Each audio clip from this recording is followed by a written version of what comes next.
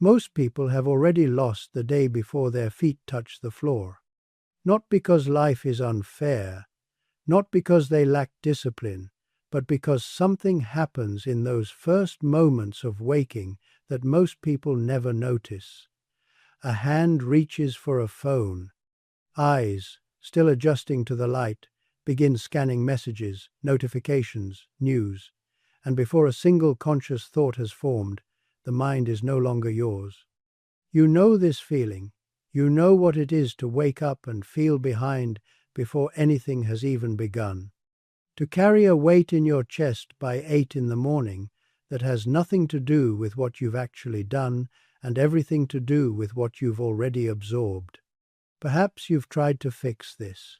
The earlier alarm, the morning routine you read about, the app you downloaded and opened once. And yet here you are, watching this, still searching for something that might actually work. I see you. I see the tiredness that sleep doesn't touch. I see the version of you that used to feel more alive, more present, and wonders quietly where that person went.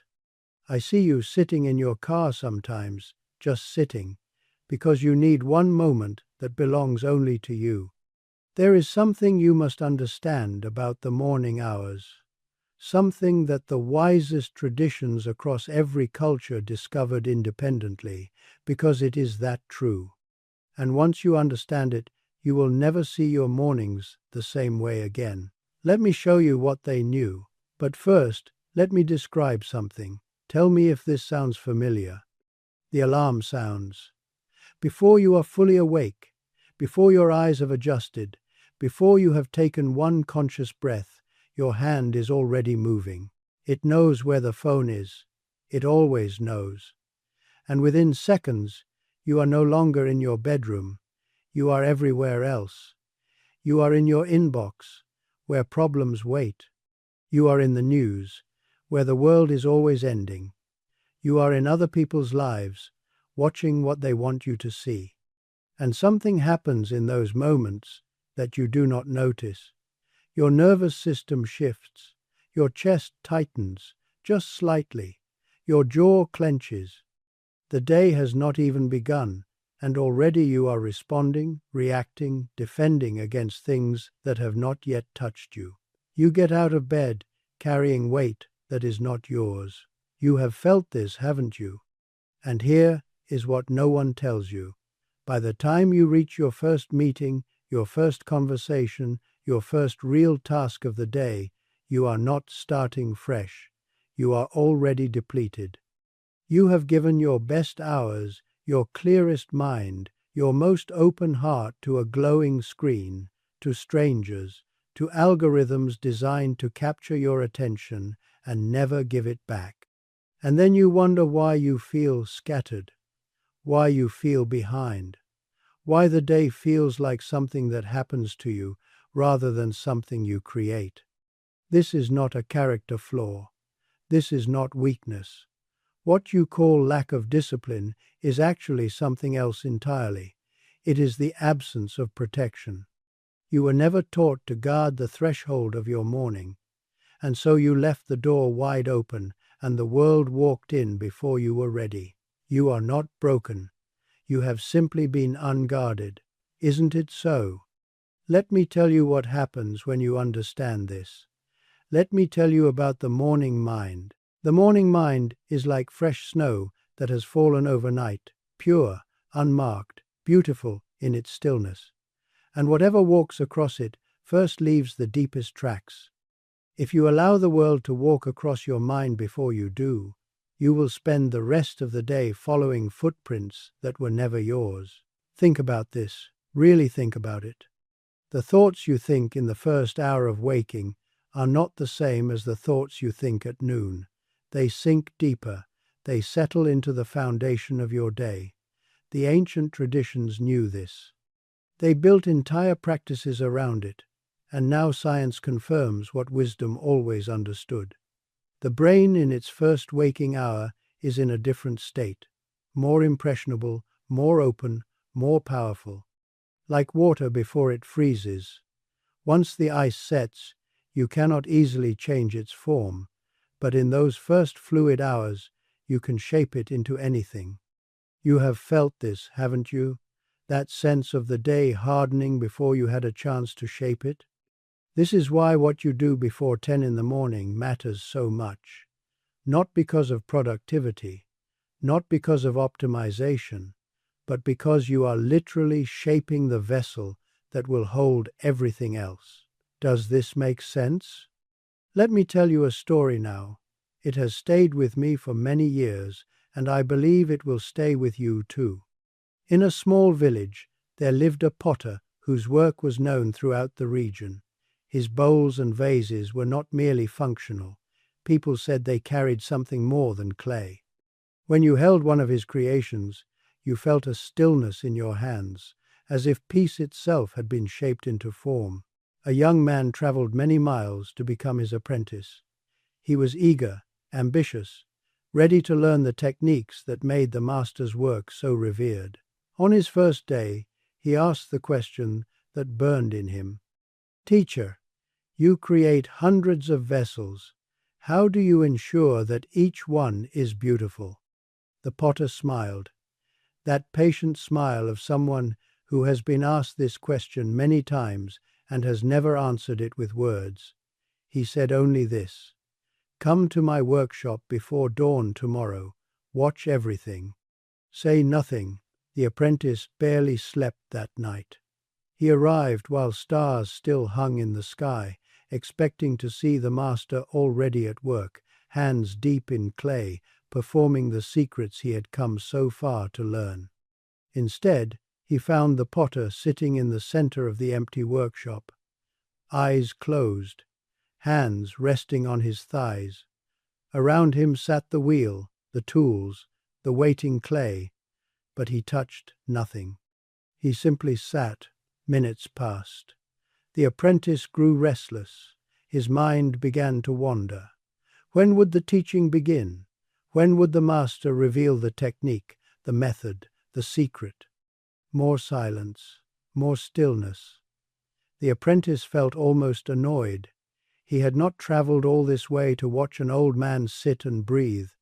What would you have done in that moment? Would you have waited? Or would you have grown impatient too? Then something shifted.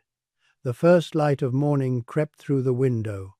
The potter opened his eyes, and without hurry, without urgency, he rose and walked to his wheel. He centered a lump of clay, and he began to shape a simple bowl. His movements were unlike anything the apprentice had seen, fluid, unhurried, certain, as if the bowl already existed somewhere and his hands were simply revealing it. When he finished, he held it up to the light. Then he turned to the young man. "This bowl will guide my hands all day. Every vessel I make from this moment forward will carry its stillness. Do you understand?" The apprentice hesitated. "I watched you make a bowl. Is that the secret?"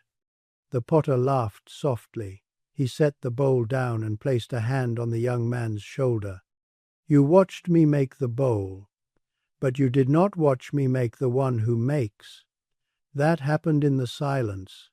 Before I touched the clay, I shaped something far more important." He paused, letting the words settle. The first vessel of every day is never the clay. The first vessel is yourself. Shape that well, and everything you touch will carry its form. Neglect it, and no technique in the world will save what you create. This story is not about a potter in a distant village. This story is about you. Think of your mornings. The moment your eyes open, what happens? For most of us, the hand reaches for the phone before we have taken a single conscious breath. We begin scrolling, reading, absorbing. Emails, messages, news. The thoughts and demands of others flood into our minds before we have had one moment alone with ourselves. And then we wonder why the day feels off, why we feel reactive instead of grounded, scattered instead of centered. We were creating all day long, conversations, decisions, work. We shaped so many things, But we forgot to create the most important thing first. We rushed to the wheel with trembling hands and a cluttered mind, and that trembling echoed in everything we touched. You have been shaping vessels all your life, but when was the last time you shaped yourself first? Hello? This is not new wisdom I am sharing with you. This is ancient wisdom. And it is remarkable, truly remarkable, how many traditions, separated by oceans and centuries, arrived at exactly the same truth. In the yogic tradition, there is a concept called Brahma Muhurta, the Creator's hour. It refers to the period roughly 90 minutes before sunrise, when the world is still and the mind is naturally clear. The yogis taught that this time is not ordinary time. It is sacred time, time when the veil between you and your deeper self is thin, time when whatever you plant in consciousness takes root most deeply. They understood something we have forgotten.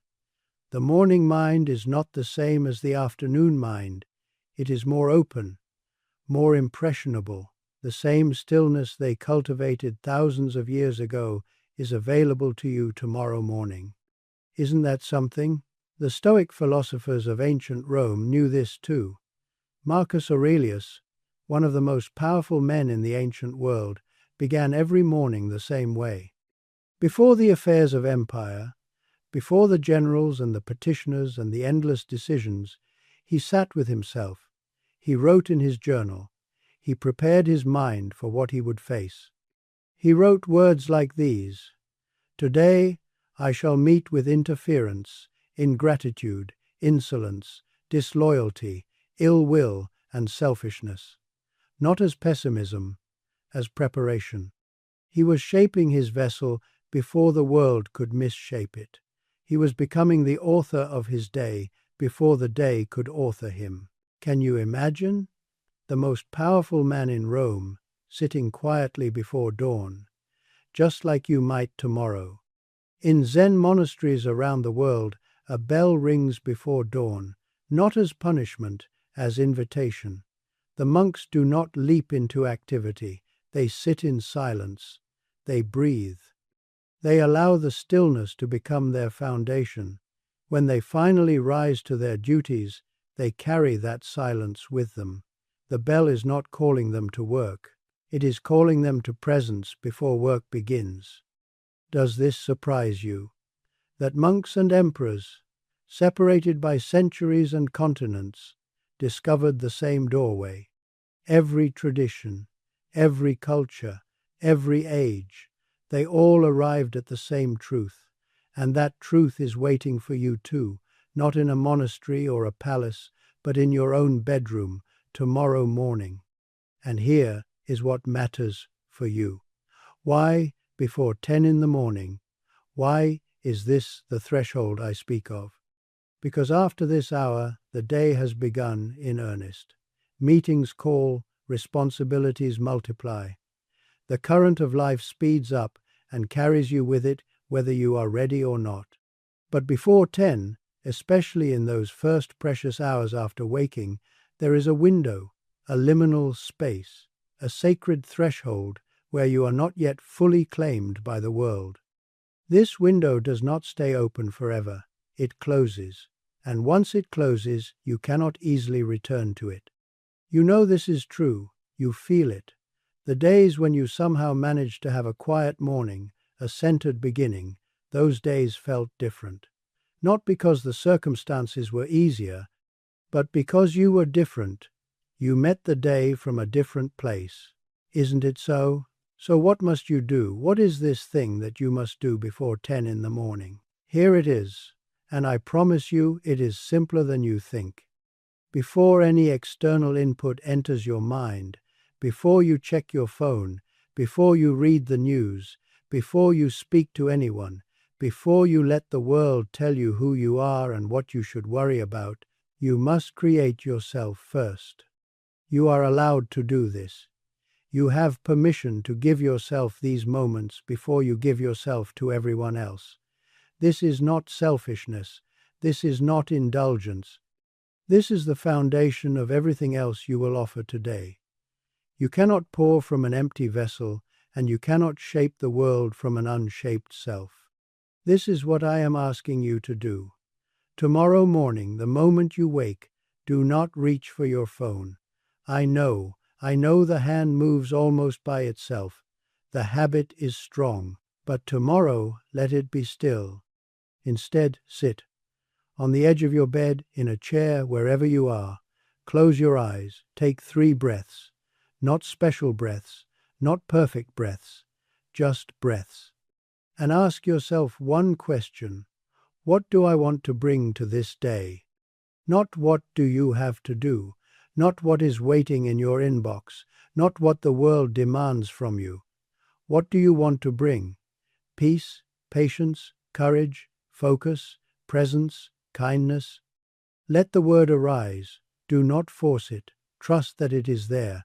Trust that you know. And then, only then, begin your day. 2 minutes. 3 minutes. This is not a meditation retreat. This is not another impossible routine designed by someone who does not understand your life. This is a reclamation. You are taking back the first vessel. You are remembering that you exist before your responsibilities do. First vessel first.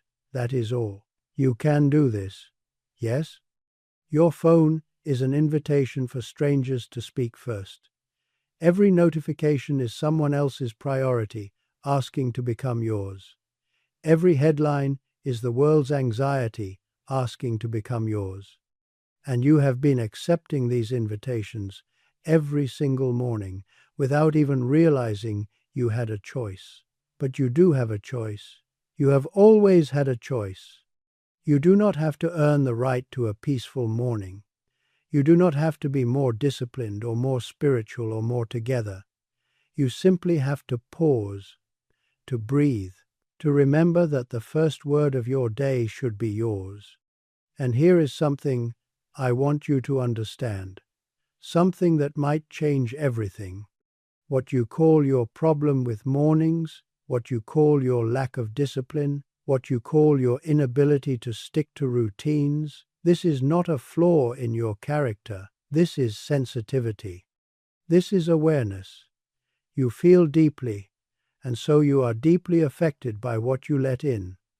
The same quality that makes mornings hard is the same quality that makes you capable of profound peace when you protect those hours. The overwhelm you feel is not weakness, it is your system telling you the truth. It is saying, this is too much, too fast, too soon, and it is right. Your morning mind deserves gentleness. It deserves protection. It deserves you. You are not broken. You have never been broken. You were simply unguarded at the threshold, and now you know how to stand watch. You feel this, don't you? Even just a little. Now let me show you what becomes possible when you live this way. Imagine this. 6 months from now, you have practiced this. Not perfectly. Some mornings you forgot. Some mornings the old pattern won. The phone was in your hand before you remembered. But more mornings than not, you paused, you breathed, you asked the question, you shaped yourself before shaping your day. Something has shifted. Can you see it? Even just a glimpse? You notice it in small ways at first. The morning no longer feels like an ambush. You do not wake with that familiar knot in your chest. There is space now. Space between you and the day's demands. Space you created. Space that belongs to you. And here is what no one tells you. It is not just mornings that change. The way you respond to difficulty changes. Where you once reacted, now you respond. Where you once felt scattered, now you feel gathered. The patience you have for others grows. Not because you have become someone new, but because you finally gave yourself time to remember who you already are. You were always this person. You were always capable of this peace. You just never had a moment to meet yourself before the world introduced you to everyone else. Your children notice, if you have them. They do not have the words for it, but they feel it. Something is different. something is calmer, something is more present. Your work changes, not the tasks, but the way you meet them. You are less reactive, more creative. Problems that once overwhelmed you now feel workable, not because they are smaller, but because you are more grounded. Isn't this what you have been looking for? I am not promising perfection, I am not promising every day will be easy, but I am promising presence. And from a different foundation, everything looks different. And in quiet moments, you realize something that might surprise you. The emptiness you felt before, that vague sense that something was missing, it is fading. Not because your life changed, not because you got what you wanted, but because you are finally in your life. You are finally here. You are finally awake to your own existence before the day sweeps you away. This is not a fantasy. This is what happens when you stop giving away your first hours and start keeping them for yourself. You have felt this before, haven't you? Brief glimpses, mornings that somehow went differently, days that flowed instead of fought. You know this state is possible because you have touched it. You simply did not know how to return there reliably. Now you do.